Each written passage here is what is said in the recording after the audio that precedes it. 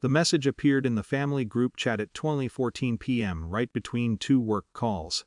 STOPACTINGIURMPOTM. We know you're struggling. My mother had a habit of typing in all caps when she was irritated. It had the tone of someone correcting a child who had gotten a little too confident about something they didn't actually understand. No one else replied. I stared at it for a few seconds, then locked my phone and went back into the conference room. It wasn't the first time something like that had happened, not even close. Over the years I had mentioned things about work, funding rounds, new hires, long weeks, and it always seemed to land the same way. Oh, startups are unstable. You should find something more secure. You always make things sound bigger than they are. Eventually I learned to stop explaining. Silence was easier than trying to translate a life they had already decided was exaggerated, so I didn't respond to the message. I didn't defend myself.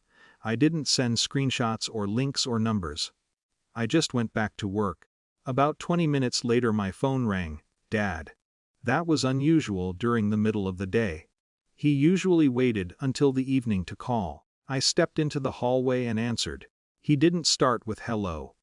Why is your face on Forbes? There was a short pause where I tried to understand what he meant. What?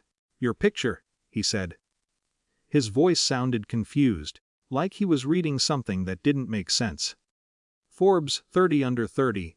It says your company is worth $2.8 billion. The number sounded strange when someone else said it.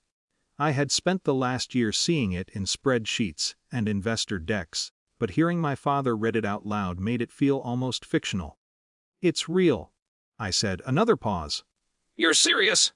Yes. He cleared his throat, the way he did when he was recalibrating a conversation. Well, why didn't you tell us? I leaned against the hallway wall. I tried, I said. He didn't answer immediately. In the background I could hear my mother's voice asking something. He must have had the article open on his computer, or maybe someone had sent it to him. Finally he said, quieter. Your mother just showed me the group chat message she sent earlier. I saw it. Another pause.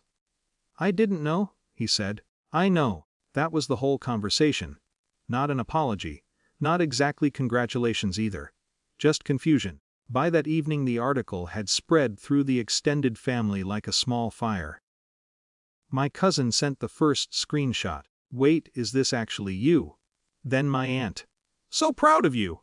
We always knew you'd do something big. Another relative asked if the valuation number was a typo. A few messages tried to rewrite the past gently. We knew you were working hard. We just didn't realize it was this serious. I didn't correct anyone. I answered politely when people asked questions, but I kept the responses short. Thank you. Yes, the article is accurate. The company started 4 years ago. About 300 employees now. That was enough. A week later there was a family dinner already scheduled for my grandmother's birthday. No one mentioned canceling it. When I walked into the house that evening, the atmosphere felt different in a way that's hard to explain. Conversations didn't stop exactly, but they slowed. People looked at me longer than usual.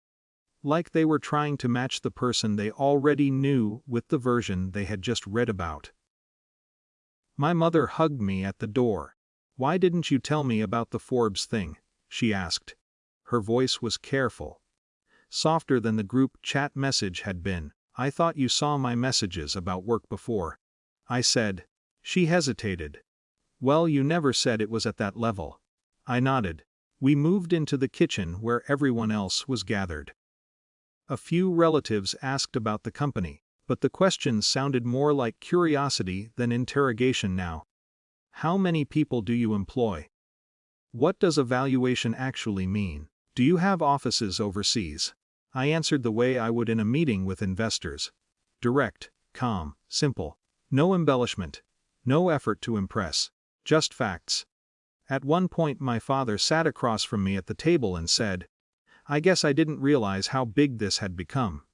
I shrugged slightly. It grew fast. He studied me for a moment. You used to try explaining it at family dinners. I did. And we probably brushed it off. Yes. There wasn't anger in my voice. Just acknowledgement. He leaned back in his chair, absorbing that. The conversation moved on after that. Someone brought out dessert. My grandmother asked about travel plans. The evening continued like any other gathering. But the posture of the room had changed. No one joked about me exaggerating anymore. No one suggested I should find something stable. The doubt that had once been automatic was gone. Later that night, after I got home, I opened the group chat again. My mother's message was still there near the top. Stio pasitai like yo you or important can you yuri steer ugg. Underneath it now were dozens of newer messages, congratulations, emojis, questions, pride. The original message looked strangely small surrounded by all of it. I didn't delete it. I didn't respond to it either. The next morning I went back to work. 3 meetings before noon. A hiring decision. A product review. The company kept moving forward the way it always had. My family knew what I had built now. But the feeling of being believed had arrived quietly. Years after it would have mattered most.